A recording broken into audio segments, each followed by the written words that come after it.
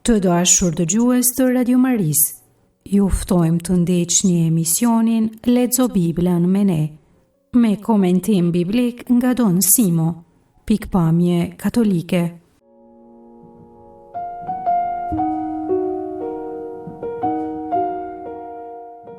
Takimin e sotshëm Lexo Biblën me ne ja kushtojmë dy gjyqtarëve, Jefte dhe Samsonit. Pra do të lexojmë pjesën nga libri i Gjyqtarëve kapitulli 10 deri në 16. Leximin e tekstit e bën Eduard Gashin nga Regensburg në Gjermani, katekezen Mariana Gjoka nga Lezhë.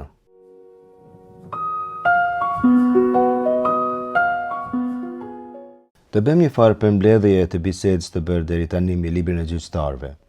Personazhet kryesor janë të ashtuquajturit Shofetim Gëdolim, gjyqtar të mëdhenj. Janë figurat e cilave ky libër kushton kohë në tregim. I përshkruan pak a shumë në hollësi. Otnielin, kapitulli 3, 7 deri 11, Ehudi, kapitulli 3, 12 deri 13, Debora dhe Baraku, kapitulli 4 dhe 5, Gjedeoni, kapitulli 6 deri 8, Jefte, kapitulli 10, 6 deri në 12 rreshti 7, veçanërisht kapitulli 11 deri në 12, dhe Samsoni, kapitulli 13 deri në 16. Mund të vrehet se sa më shumë ecet para në tregimin e gjyqtarëve, aq më gjerësisht përshkruhet gjyqtari. Përmenden te ky libër edhe gjyqtarët e vegjël, por nuk po ndalemi te ta tani. Te kapitulli 9 gjem një figurë një fije anomale tek gjyqtarët, Abimelekun, njërin prej djemve të Gjedeonit. I kishte lindur në Sikem prej një konkubine. Pas vdekjes së të atit, shkoi te farefisi nënës së vet në Sikem dhe u ambushi mendjen ta mbështesin si sundues. Mori njerëz të dhunshëm dhe vrau 70 bij të Gjedeonit, kështu thot rreshti 5, kapitulli 9, rreshti 5. Por edhe ky ishte djali i Gjedeonit. Teksti do të na thojë se ai vrau 70 vëllezër të vet, pra, shumë antar të popullit të vet, me qëllim që të bëhet mret. Shpëtoi vetëm njëri, Jotam, dajet e tij, banorët e Sikemit, e bëjnë mret.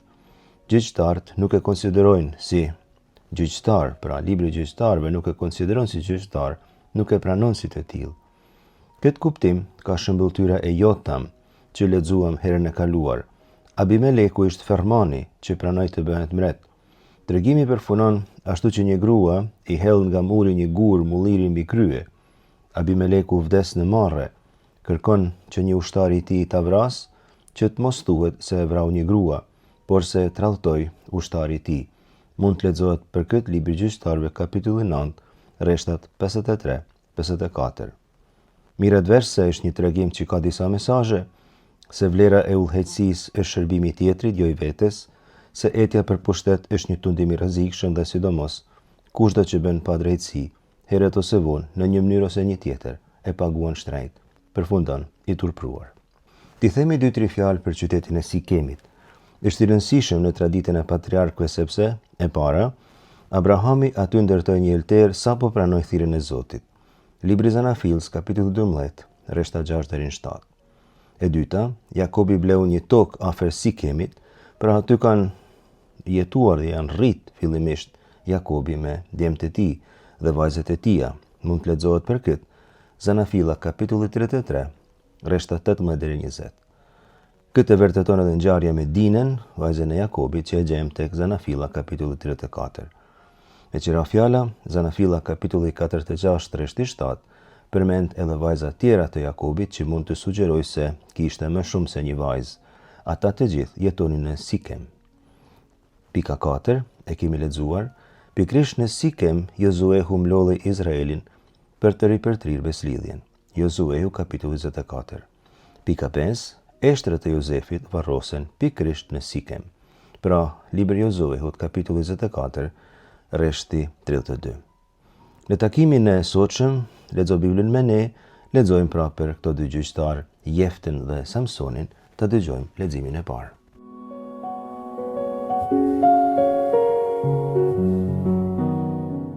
Nga libri i Gjyqtarët, kapitulli 11, rreshtat 1 deri 10. Jefteu Galadai ishte burr i fortë, ishte biri i një gruaje të përdalë që i lindi Galadit. Por Galadi kishte gruan e vet, me të cilën lindën fëmijë. Këta, kur u rriten e dëbuan Jefteun për jashta me këto fjalë: Ti s'do të kesh pjesë në pronën e babait ton, sepse je prej një gruaje të huaj. Prandaj Jefteu iku larg vëllezërve dhe banoi në tokën Top. Rreth tij u bashkuan disa njerëz pa pleng e qetonin me të. Diku aso kohë Amonasit po bënin luftë kundër Izraelit.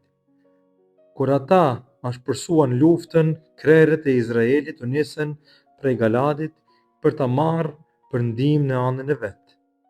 Prej tokës së Tobit Jefteun i thanë: Eja, e bejo kapetani ynë e të luftojmë kundër Amonasve.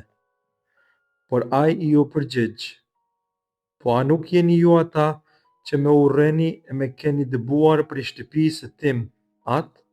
Tani vini tek une, që pas keni rënë ngushtë. Krerët e Galadit i thanë Jefteut: Mu për këtë arsye kemi ardhur tani tek ti.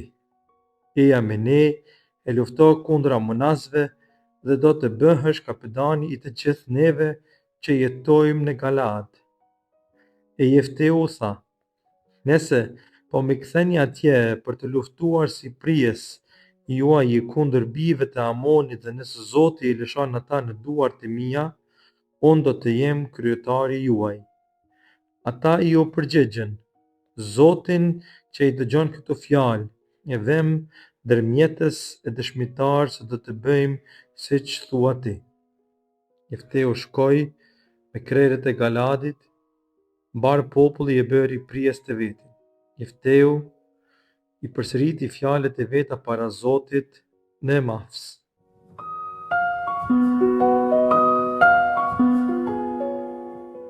Tregimi që lexuam, libri Gjyqtarëve kapitulli 11 rreshtat 1 deri në 10, tregon prejardhjen, largimin dhe kthimin e Jefte. Është pra mënyrë me u njoftu me këtë person, i cili do të luftoj kundër Amonitëve. Edhe këtu gjejmë skemën e njohur tashmë tek gjyqtarët, ndodh apostazia, Zoti ndëshkon duke lënë Izraelin në duart e armiqve, populli bërtet për ndihmë, Zoti zgjedh një çlirimtar, Zoti e çliron Izraelin nëpërmjet tij. Rreshti i parë e paraqet Jeften kështu: Jefteu Galaadas ishte burr i fortë. Ai shpërshkruhet sikurse edhe Gedeoni te kapitulli 6 rreshti 12, Gibor Khail, trim i fortë. Edhe Boozi tek libri Ruts kapitulli 2 rreshti i parë thirret Gibor Khail. Titulli Gibor nuk duket se ka cilësi luftarake, sa shpreh integritetin e personit, përshkruan vlerat njerëzore të tija, sidomos drejtsinë që ka instaluar me Zotin. Por tregimi paraqet qëllimisht një paradoks. Ai ishte, dhe thot në hebraisht, Vëhu ben Isha Zona, ishte djali i një gruaje që ishte prostitut. Baba e kishte emrin Galaad, ose ndoshta ishte prej fisit të Galaadit, kjo do të thotë se baba ishte Galaad. Kjo e nderonte Jefteun, por origjina nga nëna jo. Ishte fisnik personalisht, por edhe ishte kollaj prej e stigmave e paragjykimeve për arsye të nënës së vet. Edhe prej vëllezërve të vet të lindur prej gruas së rregullt të Galaadit. Këta gjys vëllezër, kur u rriten, thot libri Gjyqtarëve kapitulli 11 rreshta 2 deri në 3, kur u rriten e dëbuan Jefteun përjashta me këto fjalë: Ti s'do të kesh pjesë në pronën e babait tënd, sepse je prej një gruaje të huaj. Prandaj Jefteu iku larg vëllezërve dhe banoi në tokën Tov. Rreth tij u bashkuan disa njerëz pa plang që çetonin me të. U detyrua të shkojë të jetojë me rrugaça, pra me njerëz sikurse ka përkthyer Dom Simoni pa plang. Në hebraisht anashim rekim, burra pa vlerë. Ai dëbohet si Ismaeli për shembull tek libri Zanafils kapitulli 21 rreshti 10, sepse sikurse edhe Ismaeli ishte fëmijë i gruas së huaj. Nuk kishte të drejtë për trashëgimi. Rreshtat 4-5 përshkruajnë krizën që lindi, diku aso kohë Amonasit, thot teksti, po bënin luftë kundër Izraelit. Kur ata ashpërsuan luftën, krerët e Izraelit u nisën prej Galaadit për ta marrë për ndihmë në anën e vet prej tokës së Tobit Jefteun.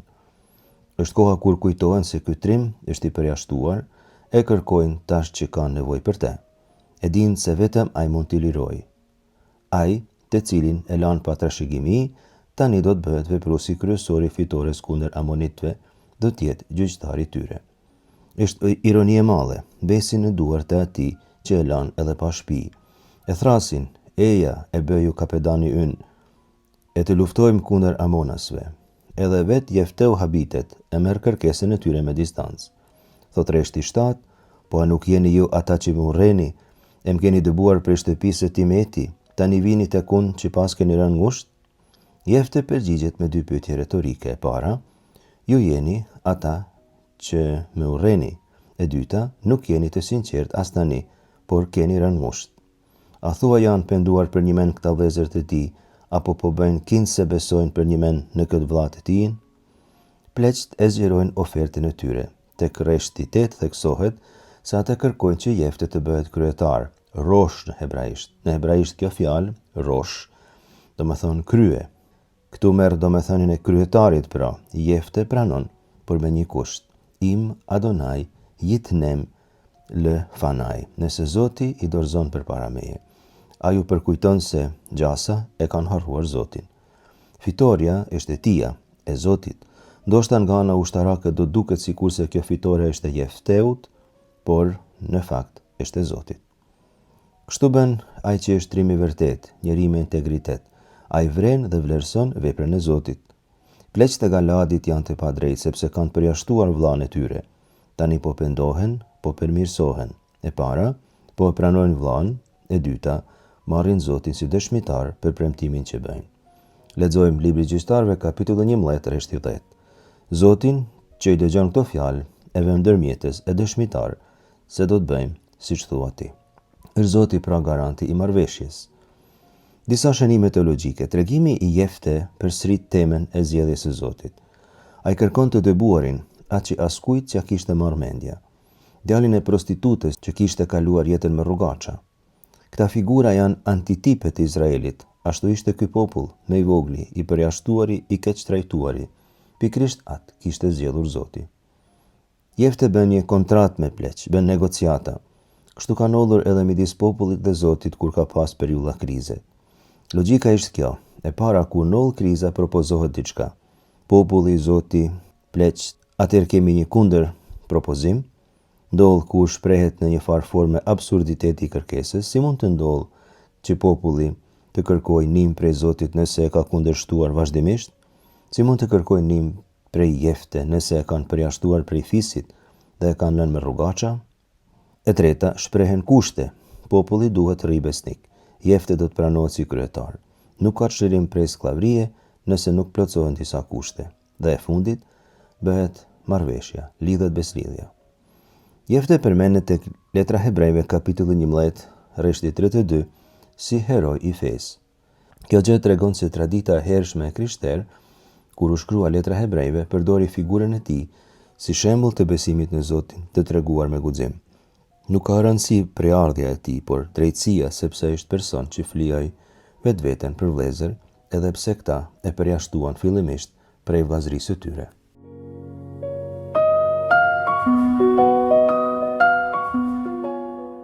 Nga libri Gjyqtarët, kapitulli 12, rreshtat 1 deri 7.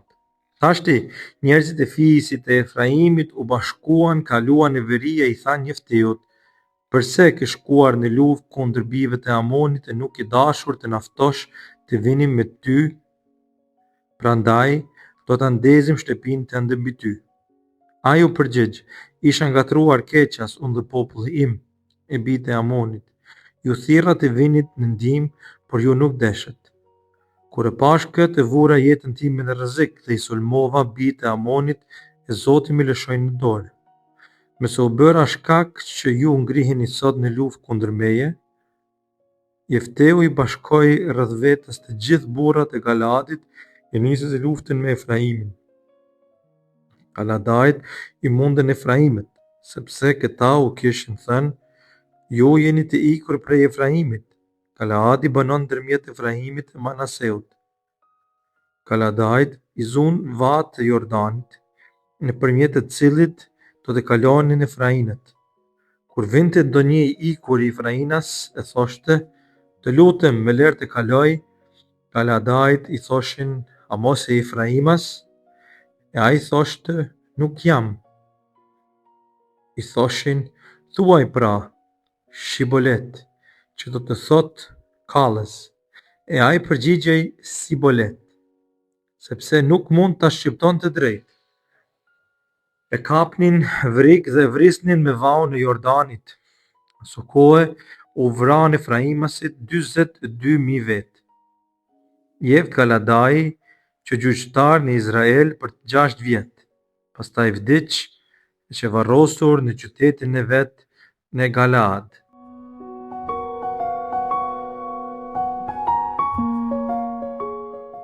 Reshtat që lexuam prej librit të gjyqtarëve, pra kapitulli 12, reshtat 1 deri në 7, është një ndër tregimet e shumta të shkrimit shenjtë që tregojnë se jeta zakonisht është e komplikuar.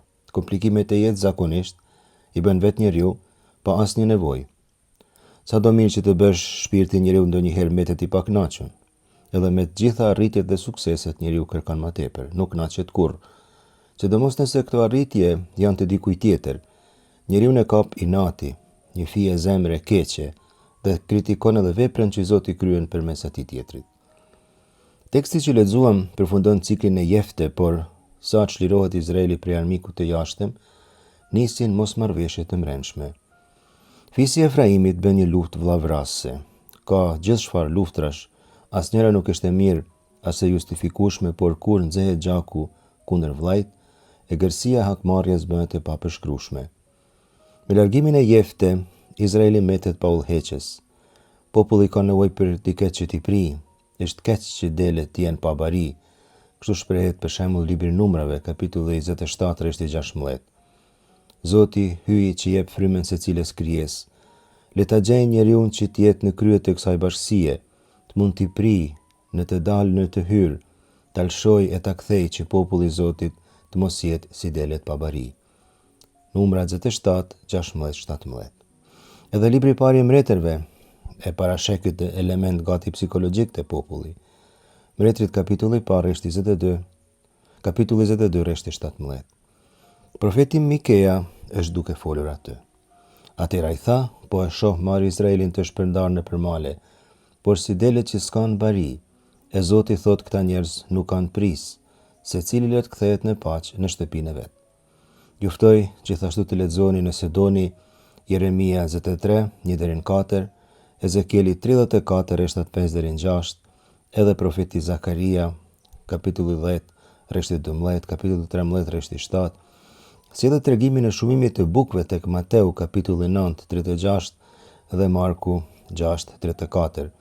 Jezusi vetë tek Mateu 26, kapitulli 31, citon Zakarin, kapitulli 13, rreshti 7 dhe thot, atëherë Jezusi u tha, të gjithë ju sonte do ta humni besimin në mua, sepse shkrimi i shenjtë thot, do t'i bie bariut, e delet e tufës do të shpërndahen. Nuk është mirë pra që delet të mesin pa bari. Çfarë ka ndodhur konkretisht te libri i gjyqtarëve? Kapitulli 12, rreshti i parë, thot kështu: Pse ke shkuar në luftë kundër bijve të Amonit e nuk e dashur të na ftosh të vinim edhe ne me ty, prandaj do ta ndezim shtëpinë tënde mbi ty. Ata që po ankohen këto janë antarët e popullit të Zotit, janë Efraimitët që po ankohen. Ankimi tyne është çështje nderi. Këta pasazhe të Jozefit mendonin se kishin tagër për më shumë protagonizëm dhe njenin vetin të lënë pasdore prej Jefte. Por zgjidhja e situatës së tyre po bëhej në një mënyrë të papranueshme.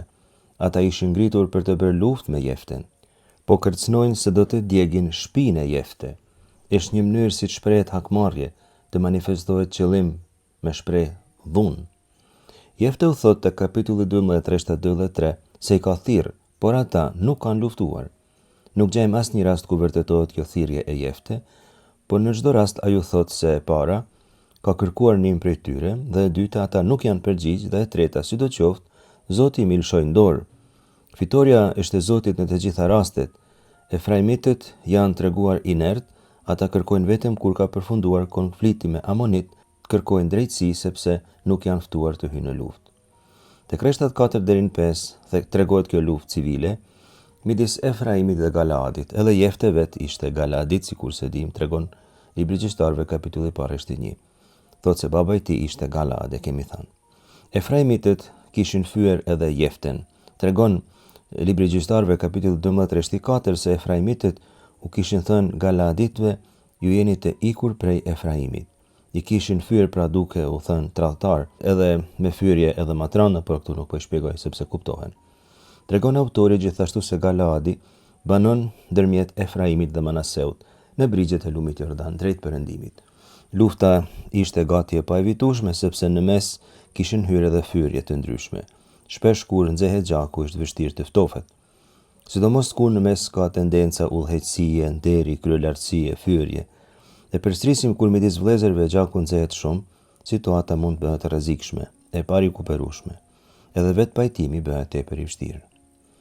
Gjatë kësaj lufte Efraimitët humben dhe për ta shpëtuar jetën, disa prej tyre kaluan nëpër territoret e Galaadit me qëllim që ta kalojnë Jordanin në perëndim. Ishin aq të ngjashëm me njëri tjetrin, pra ishin vëllezër, saqë nuk njiheshin nga fytyra. Kur i kapnin, Galaaditët u bënin Efraimitëve një test gjuhësor, sepse e dinin se në dialektin e Efraimit nuk dinin me përdorë mirë shkronjën sh, shin në hebraisht. Njiheshin mirë këto vëllezër edhe dialektin ja njihnin njëri tjetrit. Tregimi thot kështu: kur vinte ndonjë ikur Efraima se thoshte, të lutem më lër të kaloj, Galaadajt i thoshin, a je Efraimas? E ai thoshte, nuk jam. I thoshin, thuaj pra Shibolet. E ai përgjigjej Sibolet, sepse nuk mund ta shqiptonte drejt. E kapnin vrik dhe vritnin në Jordan. Aso kohë u vran Efraimas 42.000 vet. Me qira fjala Shibolet në hebraisht dhe më thonë kalli grurit ose elbit. Në disa raste, Shibolet dhe më thonë edhe pru, she. Por këto gjuha, mjeti themelor i komunikimit dhe i bashkësisë, shndrohet në armë. Ai mjet që siguron bashkëpunimin dhe dialogun bëhet armë kundërshtuese e jashtëzakonshme. 42.000 të vdekur është një hiperbol. Ngjarja është katastrofike, kuptohet, siç është katastrofë cila do luftë civile. Rreshti 7 lajmëron për vdekjen dhe varrimin e Jefte në një formë pak të diskutueshme. Jefte Galaadaj, që gjyqtar në Izrael për 6 vjet, pastaj vdiq që varrosur në qytetin e vet në Galaad. Ndoshta autori dëshiron të paraqesë si shkaktar të ngatresës civile pikërisht atë, tregon vdekjen e tij brenda këtij konteksti ngatrestar, sundimi i tij që 6 vjeçar, pak dhe një fije pa sukses, që varrosur, por nuk tregohet vendi konkret as ceremonia vorrimit. Tregimi pasqyron gjasa reale të tensioneve midis fisëve andej e këne Jordanit. Efraimi, prej prestigjit që kishte, pretendonte një farë primati. Galaadi kishte përgjegjësi të siguronte kufijt, lumin Jordan. Ka pikpamje teologjike, Gjyqtarët kapitulli 12 rreshtat 1-7 tregon një të vërtetë të illt. Pas çlirimit të dhënë nga Zoti, populli mund të kthehet kundër vetvetes. Armiku kryesor është krenaria, rivaliteti dhe përbuzja e fisëve tjera. Mungon këtu krejtësisht dashuria ndërsjellë, gjuha si shenjë, përkatësie dhe përjashtimi, pra gjuha hebraike, dialektet e saja, janë shenja identifikimit të popullit.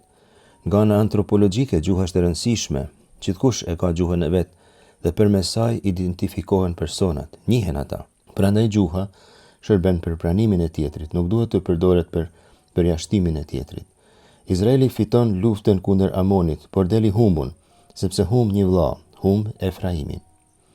Duhet të themi se Efraimi nuk është dukur për gjithmonë, sepse tek libri i parë i mbretërve kapitulli 11 dhe 12 gjejmë mbretin Jeroboam, që ishte prej fisit të Efraimit. Edhe Isaia kapitulli 7, kapitulli 17, kapitulli 28 flasin për Efraimin. Edhe Jeremia kapitulli 31 rreshti 20 shkruan për Efraimin si djalin e dashur. Po lexojmë edhe në këtë citim po përfundojmë. Këto rreshta tregojnë se Efraimi i dhimbet Zotit. Thotë kështu: Vallë, Efraimi as është biri im i dashur. As e kam unë djalë për zemër, pse sa herë që i kërcënohem, aq herë prap mendoj për te. Prandaj zemra për te më drillet, kam dhimbje, por kam dhimbje për te, është fjala e Zotit. Dy konsiderata të fundit janë të domosdoshme. Midis vëllezërve nuk do të ketë rivalitet dhe gjuha do të përdoret për të marrë vesh njerëzit, jo për ndasi.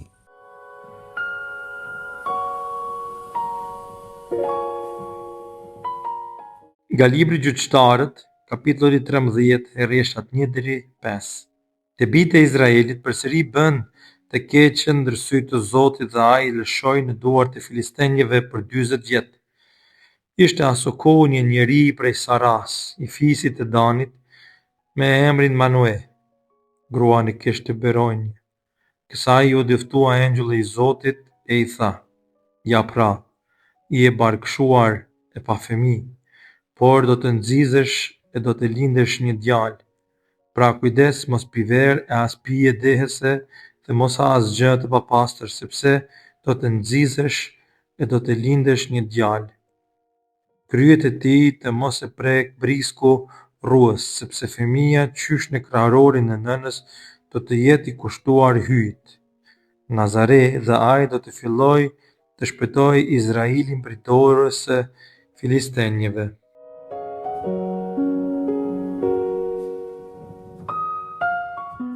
Reshtat që lexuam hapin ciklin e Samsonit, libri i Gjyqtarëve kapitulli 13 deri në 16, që përbën bllokun e fundit narrativ të librit të Gjyqtarëve. Kemi thënë, kapitujt 17 deri në 21 janë shtesa të mëvonshme të këtij libri. Ndryshe nga tregimet mbi gjyqtarët e mëparshëm, Samsoni nuk hyn në skenë si luftar tashmë i rritur, por paraqitet në këtë tregim të lajmërimit të lindjes së tij si një nazir, siç e kemi thënë, i kushtuar Zotit, përmban në vete një shenjtëri të veçantë, është gjyqtar i zgjedhur prej Zotit qysh prej lindjes. Cikli i Samsonit, pra, e tham, hapet me lajmërimin e lindjes së tij për një gruaje beronjë dhe me shugurimin e tij si nazir i Zotit që prej barkut të nënës, ku shprehet edhe misioni i tij për të çliruar Izraelin prej filistenjve. Nëna e tij ishte beronjë, lindja e tij tregohet si mrekulli, kjo bën misionin e tij të posaçëm, hyjnor. Ka shumë shembuj të lindjes së gruas shterp në Bibël, po i rreshtoj këtu të gjithë. Sara, gruaja e Abrahamit, ishte beronjë. E tregon libri Zanafils, kapitulli 11 rreshti 30, por e tregojnë edhe kapitujt 17-18, si edhe kapitulli 21. Rebeka, gruaja e Izakut, ishte gjithashtu beronjë, tregon Zanafil kapitulli 25 rreshti 21. Edhe Rakela, gruaja e Jakobit, ishte beronjë, Zanafila kapitulli 29-30. Pastaj nëna e Samsonit, që po lexojmë sot, Ana, nëna e Samuelit, kapitulli 1 dhe 2 i librit të parë të Samuelit, një grua sunamite tek libri 2 i Mbretërve, kapitulli 4 rreshtat 8 deri në 18, tek cikli i Elizeut. Në beslidhen e re, gjem Elizabeten, nënën e Gjon Pakzusi që ishte beronjë, Luka kapitulli 1 rreshtat 5 deri në 25, si edhe rreshtat 57 deri në 80 të kapitulli 1 i Lukës. Ta përmendim këto lexojnë e bekuar, e cila nuk ishte beronjë, por virgjër. Lindja e Jezusit është e mrekullueshme, edhe pse fizikisht e ndryshme. Këtë element të mrekullisë e thekson vetë engjulli Gabriel, kur i thot kështu: "Dhe ja Elizabeta, kushira jote, edhe ajo në pleqërinë e saj, pret t'i lind djali, ajo që mbahet beronjë, është në të 6 muaj, vërtet s'ka gjë të pamundshme për hyjin." Engjulli Gabriel pra e bashkon lindjen e Jezusit në mënyrë të mrekullueshme me atë të lindjen e Gjon Pakzusit, i cili lind në mënyrë të mrekullueshme. Elizabeta duke qenë beronjë, kurse Zoja bekume duke qenë virgjër. Të kthejmë tek Samsoni. Motivi i gruas beronjë, i dukjes së lajmtarit hyjnor dhe i fëmijës së veçuar në këtë mision të posaçëm, e ve këtë tragim në mënyrë paralele me këto tregime që përmendëm. Ky fëmijë, me fjalë tjera, do të jetë për një mend i veçantë. Tek rreshti i parë, kapitulli 13 rreshti i parë, gjejmë formulën klasike të autorit deuteronomistik: "Va Josifu bëne Izrael, la asot hara bëne Adonai." Vazhduan Izraelian të bëjnë të keqe në sytë e Zotit. E dim, kjo do të ketë si pasojë në nështrimin e tyre politik prej dikuj, kësaj here në pushtetin e filistenjve. Në këtë tregim nuk gjejmë pendesën e popullit, por Zoti ndërhyn drejt për drejt me iniciativë të vet. Zoti nuk pret që populli të pendohet, sepse ndërhyrja e Zotit nuk sigurohet me pendesë. Populli nuk e meriton faljen asesi, as me pendesë. Zoti e fal sepse e do, e fal sepse i dhimbet. Shtypja ka zgjatur 40 vjet. Filistejt janë popullata autoktone shumë të forta, jetonin në brigjet e detit Mesdhe, pa ndërhyrjen e Zotit do të shkatërroheshin krejtësisht. Emri i babait të Samsonit ishte Manoah, që në hebraisht do të thotë pushim. Ka ironi këtu, në një kohë të shtypjes së gjatë, paraqitet një familje me emër që sugjeron qetësi. Gruaja e tij ishte Akara Velo Jalada Beronj dhe nuk ishte lindur fëmijë. Po kishte qetësi, por nuk ishte kënaqësi. Kjo ishte një familje e qetë, por jo e plotësuar. Edhe Izraeli ishte në sundimin e gjatë të filistejve, e shenjë se me siguri Zoti do të ndërhyjë. Reshtat 4 deri në 5 tregojnë se djali do të jetë nazir dhe do të jetë ai që do ta shpëtojë Izraelin. E mani men rregulloren e naziratit prej librit të Numrave, kapitulli 6, reshtat 1 deri në 21. Në esencë, kjo është kërkesa e kësaj zgjedhjeje. Ishte një kushtim që bëhej për të kushtuar Zotit. E dyta, nuk kërkohej pirja e prodhimeve të rushit dhe as ngrënia e rushit në asnjë formë. Dhe e treta, mos me prej flokta sësi. Këtë po e citojmë sepse do të jetë e rëndësishme në tregim. Gjatë tërë kohës së veçimit të vet, mos kaloi brisk roje mbi kokën e tyre, deri në ditën që të përmbushet dita shugurimit të vet. Le të jetë i shuguruar e le të rriten flokët e kokës së tij. Pra, libri Numrave, kapitulli 6, rreshti 5. Dhe e katërta, mos me hyn kontakt me trupin e të vdekurve, siç e kemi parë kur ishte koha. Libri Numrave, kapitulli 6, parashet që nazirati të jetë një zgjedhje vullnetare, por këtu kushtimi nuk është vullnetar as pak, përkundrazi imponohet prej Zotit. Është forma që Zoti zgjedh për të shpëtuar Izraelin prej filistejve. Samsoni është i zgjedhur si Nazir Elohim, nazire i Zotit. Vetëm Zoti di cilat rrugë dhe çfarë mënyra zgjedh për të shpëtuar popullin e vet.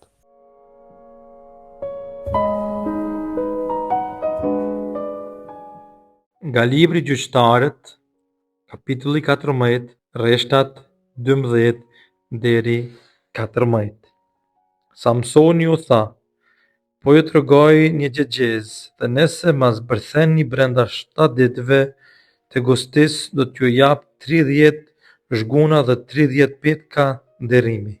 Por në qoftë se nuk do të mund ta shtjelloni, atëhere do të më jepni ju 30 zhguna e po aq petka nderimi.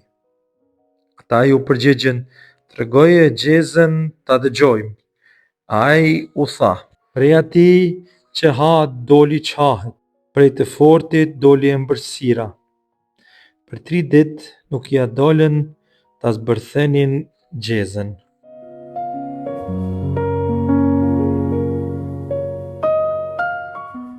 Emri i Samsonit, Shimshon në hebraisht, është derivat e emrit Shemesh, që do më thonë diell. Shimshon do më thonë një diell i vogël. Në rini, ky diell i vogël, ky djalë i fort, paraqet luhatjet e secilit ri. Nga njëra anë e kërkon Zotin dhe rrin nazir, nuk pranon me i prej flokt, nuk pi verë, nuk ja tregon kuj sekretin e forcës e tij, por nga ana tjetër nuk rri gjithnjë besnik, nuk ka karakter të qëndrueshëm. Martohet me një vajzë filistee nga Timna, tregon libri Gjyqtarëve, kapitulli 14, rreshtat 1 deri në 12. Thot kështu fillimi këtyre rreshtave, fillimi këtyre 12 rreshtave: Samsoni zbriti në Timna dhe atje ndër vajzat e filistejve pa një grua. Ktheu në shtëpi e i tha babait e nënës së vet: pash një vajzë ndër bijat e filistejve dhe po ju bëj lutje të më merrni për grua. Jati dhe ema i than: po a nuk ka gra ndër vajzat e vëllezërve të tu e në marë popullin tim, që do të marrësh për grua një bij filistejsh që janë të parreth prerë? Por Samsoni ju përgjigj: tet, ma merr atë, se ajo më pëlqen. Janë pro kapriçet e rinis. I forci ishte, derisa shkoj të martohet, i doli para një luan. Ky e shkeu me durët e veta për të theksuar forcën që kishte dhënë Zoti përmes naziratit. Në kthim, në kufomen e të njëjtit luan, gjeti mjalt dhe u tha filistejve këtë gjëgjez: prej atij që ha, doli çhahet, prej të fortit doli ëmbëlsira. Kapitulli 12, rreshti 14. Ata nuk e ditën domethënien. I thanë gruas së tij, kësaj gruas nga Timna, ta mashtroi për të treguar gjëgjezën, por nuk patën sukses. Mund të lexoni nëse doni hakmarrjen që bëri Samsoni tek libri Gjyqtarëve, kapitulli 15, rreshtat 1 deri 20. Hakmarrjen pse nuk e gjetën domethënien e gjëgjezës, por kuptimin e kuptoni lehtë, se ky tekst do të na thojë se Zoti përdor Samsonin si të caktuarin e tij ta liroj Izraelin prej këtyre armiqve. Por Samsoni vazhdon të jetojë në formë disi të shturur. Tek libri i Gjyqtarëve kapitulli 16 rreshti 1 tregohet se ai dashurohet në Gaza me një prostitut. Atëherë tek i njëjti kapitull rreshti 4 tregohet se u martua me një grua tjetër, që sipas gjasave nuk është e njëjta ajo në Timna. Asaj nuk i tregohet emri, kurse kësaj po, kjo e kishte emrin Dalila. Kësaj aja tregon sekretin e forcës dhe pastaj verbohet, hum forcën që kishte dhe marrin me të keq filistejt. Por pendohet dhe Zoti ja kthen forcën, deri që në këtë rast, derisa ishte e lidhur në mes të dy shtyllave që mbanin tempullin e Dagonit, ai e shkatron tempullin duke thyer shtyllat dhe vdes aty. Por bashkë me të vdesin edhe armiqtë e tij. Tani unë nuk do të shtjelloj me hollësisht tregimin sepse secili prej jush mund të lexoni në Bibël te kapitujt 15 dhe 16 të librit të Gjyqtarëve. Napim disa konkluzione teologjike në të cilat mrrim, disa konkluzione shumë thjeshta. Samsoni është një metaforë e asaj që po përjeton populli. Zoti e zgjell Samsonin të jetë nazir, ashtu si ka zgjell popullin të jetë i kushtuar atij përmes ruajtjes së beslidhjes. Por ky nuk rri besnik as pak.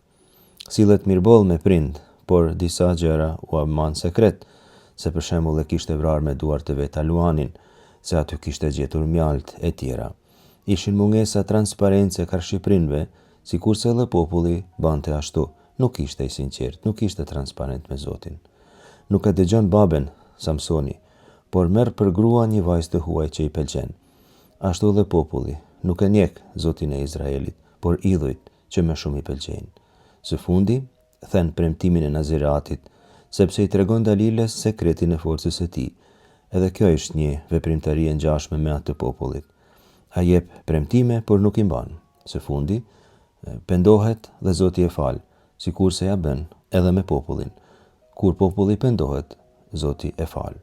Në fund krejt, flijohet për popullin dhe kështu përmes tij, si gjyqtar që ishte, Zoti e liron Izraelin.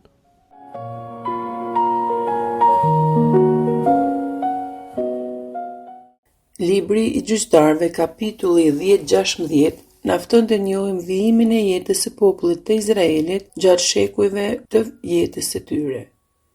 Na fton ta krahasojmë jetën e tyre me jetën tonë reale. Ta gjejmë veten tonë si ky popull në lidhje me beslidhjen që Zoti na jep. Kapitulli 10 na jep një popull që vazhdon dhe e tradhton Zotin. Ai lavirësohej me idhujt e tyre, binte vazhdimisht në mëkate dhe përveç se mëkateve të vjetra, filloi të bënte edhe mëkate të reja dhe bënin të keqe në sytë e Zotit. Prandaj Zoti dërgonte vazhdimisht gjyqtar që t'i shpëtonte nga mëkatet e tyre të rënda.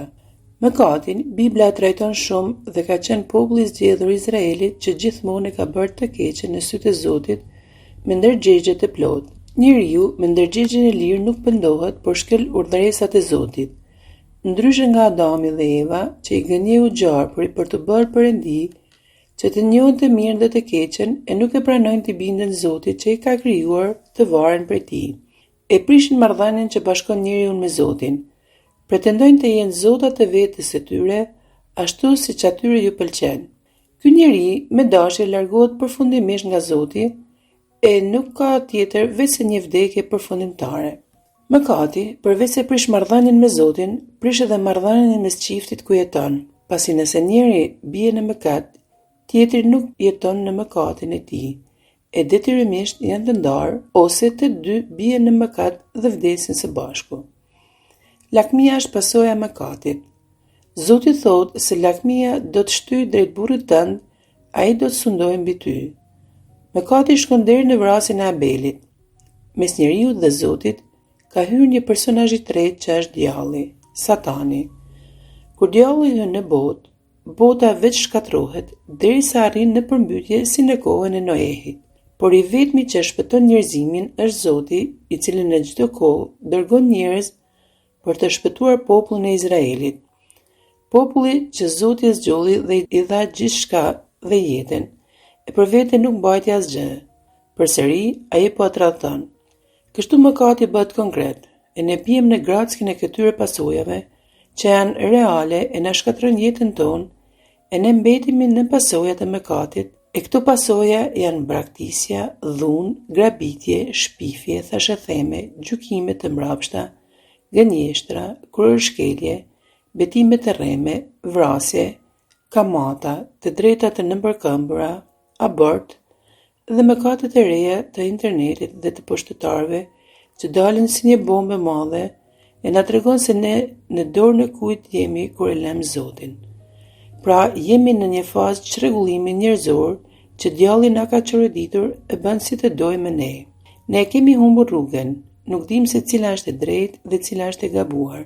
Pra, mëkati nuk cënon vetëm të drejtën e Perëndisë, por duket se e ka goditur, si të thuash, në zemër, e nëse Zoti na jep ligje, fjalë, rregulla për të jetuar, e bën për të mirën tonë që të jetojmë të lumtur. Profetët e dënojnë mëkatin, e denoncojnë atë, e nxjerrin në pa se sa i rënd është ai, dhe na ftojnë që të kthehemi në mënyrë të frytshme duke hequr dorë vetë nga e keqja, pa pritur që dikush të dënojë. Shko në rrëfehet, merr faljen e mëkateve dhe dashurinë e Zotit falas që më parë ka mohuar. Kështu njeriu plotson kushin e parë të kësaj dashurie që me dëshirë të plotë heq dorë nga vullneti dhe dëshirat e tij e lëshohet në dorën e Zotit.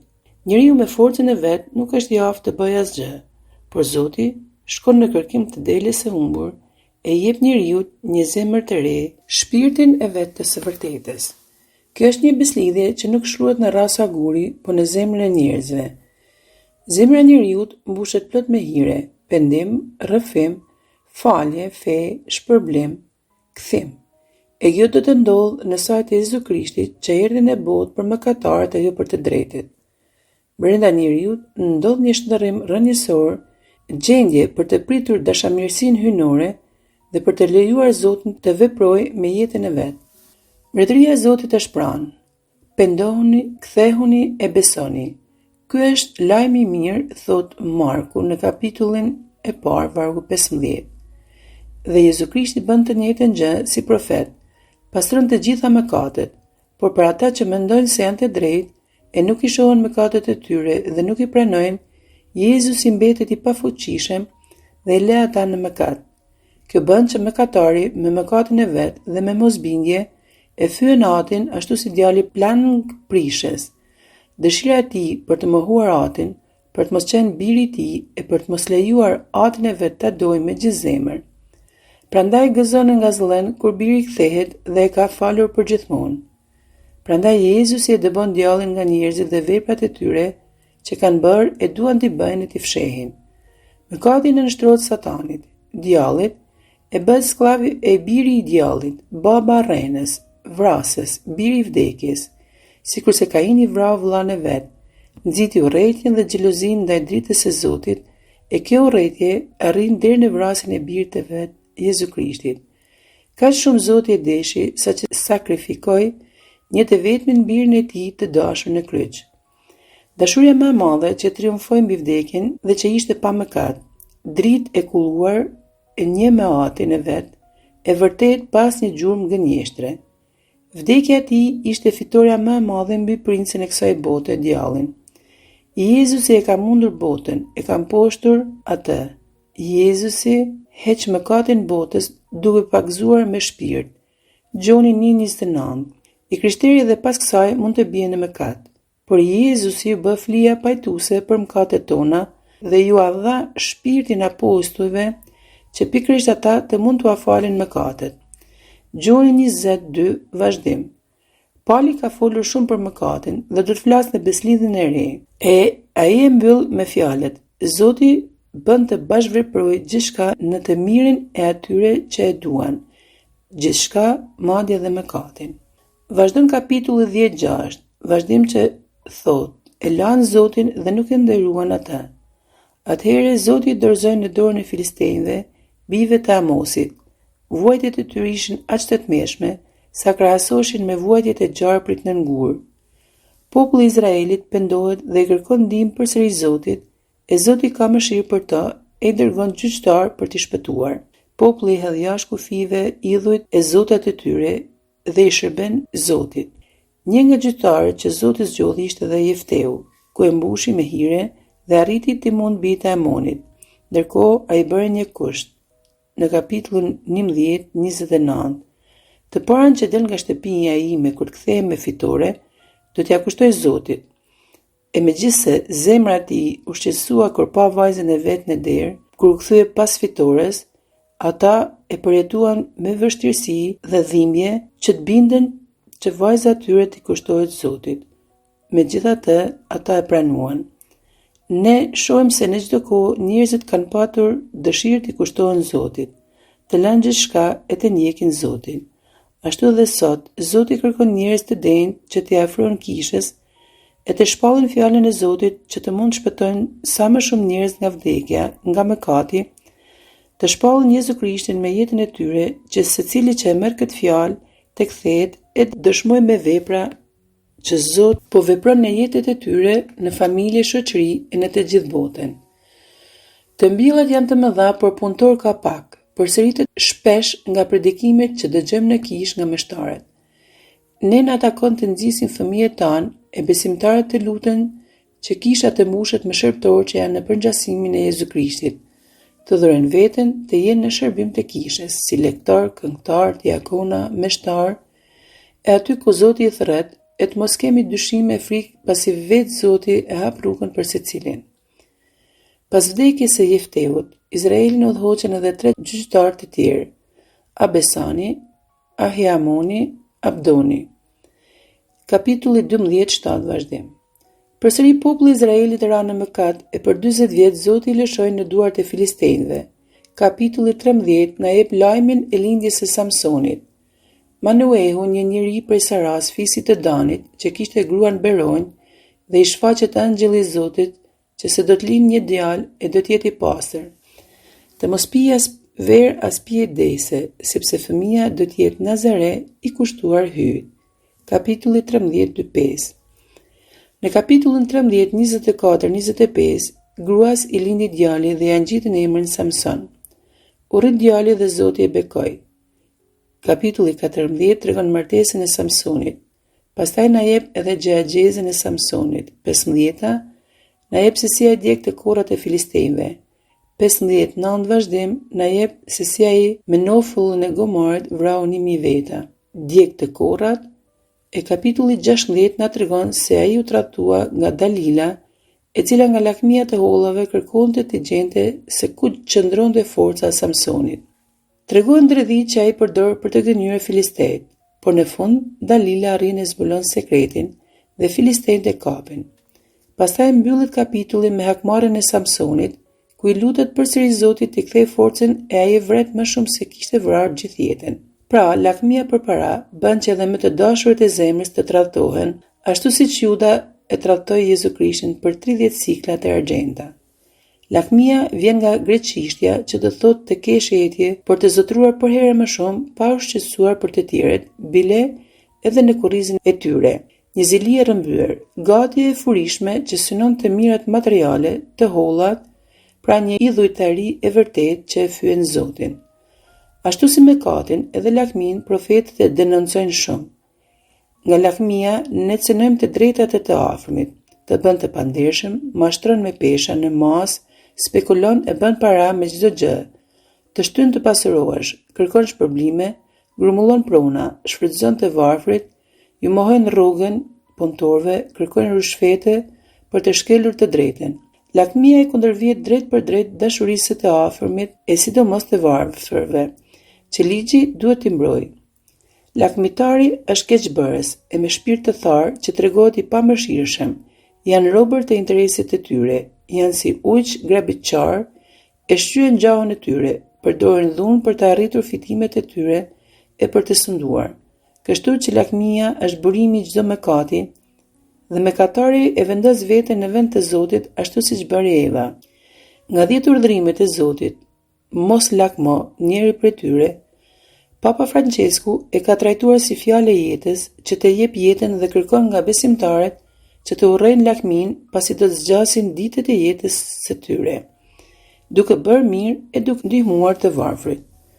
Marku në ungjillin e tij thotë: "Ruhuni mirë nga çdo lakmi." Pali pohon se s'ka patur as më të voglin paramendim për lakmi. Në vend që të lakmonte pasuritë e besimtarëve, ai ka punuar me duart e veta për të mos jetuar në kurriz të tyre. Fjala e urtë, rënja e të gjitha të këqijave është dashuria për para, merr një thellësi tragjike duke zgjedhur një Zot të rrem. Shkëputesh nga i vetmi Zot i vërtet, e bie në shturje si Juda tradhtar lakmitar. Është marrëzi të mbështetesh në pasuri të kalpshme. Mateu 6:19 vazhdim. Na tregon se vdekja, kalimi në jetën e amshuar, që pasuria të bën të harrosh, do të sjellë një përmbysje të gjendjeve tona. Mbyllet kapitulli 16 me varrosin e Samsonit në vendin e babait të vet Manoehut. Duke lexuar këtë kapitull, atëherë edhe ne shpesh jemi si populli i Izraelit, që e bëjmë me vetdije të plot vepra që janë në kundërshtim me Zotin. Nuk jemi mirënjohës ndaj Zotit për të mirat që na ka dhënë, e çnderojmë emrin e Tij, i shërbejmë idhujve, bëjmë mëkate që kanë bërë etrit tanë, por edhe mëkatet moderne që bota na ja ofron. Arrim dhe shesim trupin ton për para, lakmojmë, jemi krenar, e vëmë veten në vend të Zotit duke dëgjuar djallin e bëhemi bijtë të Satanit, djallit që na çorëdit e na e shkatron jetën, familjen, shoqërinë e gjithë botën. Tenton të tundoj dhe vetë kishën dhe njerëzit e krerët e saj, ashtu siç provoi të tundoj Krishtin në shkretir. E në këtë moment që bota po kalon me luftra shkatrime, pa marrë parasysh jetën e njerëzve për të interesave të tyre ekonomike e politike, na kërkon të jemi shumë vigjilent në lutje, në fjalë e vepra, që të mundemi të jemi dritë për të tjerët, të japim jetën për tjetrin, ashtu si Krishti ka dhënë jetën për ne. Të lutemi Zotit që të zgjidhen udhëheqës në hirin e Zotit, që të kemi paqë në botë, dhe sikurse betohen me dorën në Bibël, që të drejtojnë popujt me drejtësi, ashtu t'i bëjnë edhe veprat, të mbajnë beslidhjen që Zoti na ka dhënë. Nafton që edhe kisha të udhëhiqet nga krerët e denjë plot hire, zell, karizma e dashuri, të denoncojnë të keqen, të mësojnë besimtarëve kush janë mëkatet, kur bie në illojtari, që edhe ne, si besimtar, të jemi të pastër dhe pa mëkat, duke i rrëfyer ato e të mos e humbasim besimin, të rrefehemi. Pika ku shumë persona po i largohen e nuk besojnë më në rrëfim. Rrëfimi, vendi ku ne marrim faljen e mëkateve dhe paqen nga Zoti. Të mos dyshojmë në hiret që na jep Zoti e të jemi të bindur në gjithçka i thotë. Të kthehemi e të besojmë e secili besimtar të gjejë thirrjen e vet brenda në kish, në paqe dhe gëzim, ku të krijohen bashkësi si familja e shenjtë e Nazaretit, në thjeshtësi, lavdrim me lutje, ku tjetri është Krishti. Të duam veten, të afërmit tanë e sidomos armiqtë tanë, e të japim jetën për tjetrin ashtu si Krishti e ka dhënë jetën për ne. Të pranojmë kryqet që Zoti na jep pa mërmëritje, të jemi të përvuajtur, të thjeshtë, të kemi një zemër të pastër, të jemi afër të varfërve, të jetojmë me dinjitet në çdo punë që ne bëjmë, të respektojmë çdo njeri që bën punë të pastër, të shpallim Jezu Krishtin personave që janë në kryq e në errësirë, që nuk kanë një rrugdalje e i kanë humbur shpresat, ashtu si ne na e kanë shpallur Krishtin e na kanë dhënë jetën e jemi ngritur nga humnera që kemi qenë, në vuajtje zhgënjime e jemi mbytur me problemet tona. Ashtu edhe ne, me dëshmitë tona, t'ju japim shpresë në Jezu Krishtin e të gjejmë jetën dhe të jetojmë e të bëhemi bi e bija në përgjasimin e Jezu Krishtit, të aftë për të dhënë dashuri për njëri tjetrin.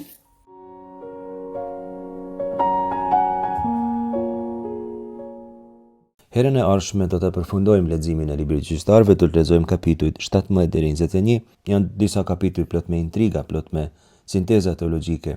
Janë disa kapituj mjaft rëndësishëm që ju këshillojmë t'i lexoni të shtëpia nëse doni t'i kuptoni edhe më mirë. Si gjithmonë ju falenderojmë për vëmendjen tuaj. Zoti ju bekoftë të gjithëve.